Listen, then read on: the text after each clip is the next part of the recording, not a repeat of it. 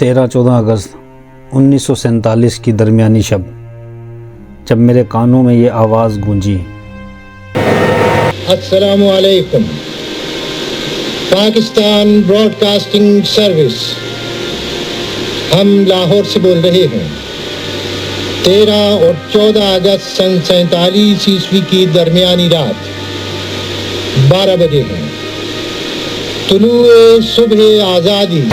ये सिर्फ़ एक ऐलान नहीं था, बल्कि एक दास्तान थी मेरी जद्दोजहद की, मेरी लाज़वाल कुर्बानियों की, मुझसे मेरे प्यारों के बिछड़ने के अज़ियतनाक लम्हात की, जिन्होंने सिर्फ़ इसलिए अपनी जान कुर्बान कर दी कि मैं एक आज़ाद मुमलिकत में सांस ले सकूं, सिर्फ़ इसलिए कि मैं अपनी एक पहचान बना सकूं।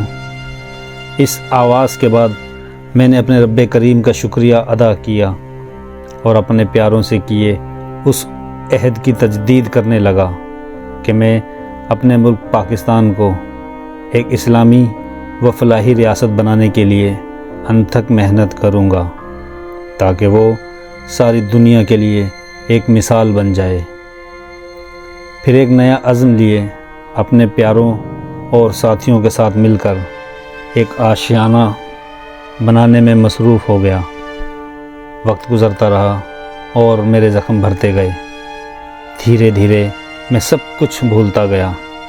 फिर मुझे अपनी ज़ात से मुताल्लिक़ कुछ नारों की गूंज सुनाई दी और मैंने अपने वजूद को इन नारों के सामने पेश कर दिया।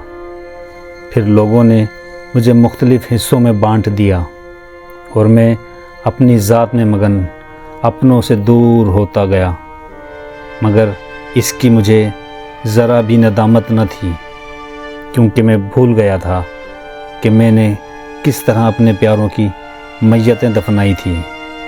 मैं भूल गया था कि मेरी बहनों की इज़्ज़तें किस तरह पामाल की गई थी।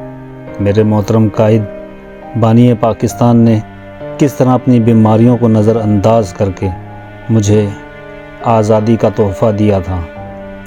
मैं वाकई भूल गया था कि किस तरह मेरे बुज़ुर्गों ने अपनी ज़िंदगियां मेरे लिए ज़िंदानों में बसर की। मैंने भुला दिया था कि किस तरह मेरे नौजवान बहनों ने अपनी इज़्ज़तें बचाने के लिए कुओं में छलांगे लगाकर अपनी जान मेरी आज़ादी पर निछावर की। फिर एक दिन किसी की सरगोशी सुनाई दी। उस दिन मैं अपने कांपते वजूद के साथ सरगोशी करते लोगों के चेहरों पर एक अजीब सी मुस्कुराहट देख रहा था। वो मुस्कुराहट मेरा तमस्खर उड़ा रही थी, क्योंकि वो मुझसे मेरी पहचान पूछ रही थी। वो अजीब सी मुस्कुराहट वाले अजनबी लोग मुझसे पूछ रहे थे कि कौन हो तुम, कौन हूँ मैं, कैसे बताता इन्हें, क्या पहचान है मेरी। मैं तो खुद भुला बैठा था। इन लोगों की मुस्कुराहट मेरे दिल को छलनी कर रही थी और मैं खुद से अपनी नज़रें छुपाकर भागने की कोशिश करता रहा। मेरी नज़रें मंतज़र थी अपने साथियों की, जिन्हें खुद से बहुत दूर कर दिया था। न जाने क्यों मुझे मेरे अपने भी नज़र नहीं आ रहे थे। मैं बेबसी के आलम में अपनी पहचान ढूंढता रहा, लेकिन लोग मुझे पनाह गज़ीन कहते रहे। मगर मैं पनाह गज़ीन कैसे था?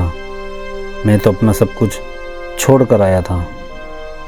मैं तो इस वतन की मिट्टी में दफन होने आया था। आज शिद्दत से अपनों की याद सताने लगी, मगर अफसोस मैं बहुत अकेला था, बहुत अकेला।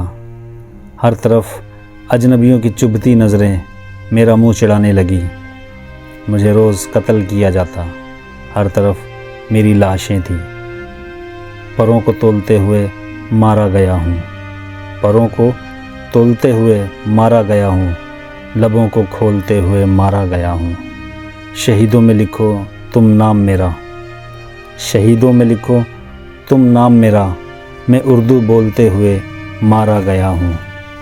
फिर कई अरसे अंधेरों में रहने के बाद मुझे एक हल्की सी रोशनी नज़र आई। कुछ धुंधले से चेहरे थे जो धीरे धीरे मेरी जानिब बढ़ रहे थे। جیسے جیسے وہ چہرے میرے قریب آ رہے تھے ان کے چہرے واضح ہو رہے تھے۔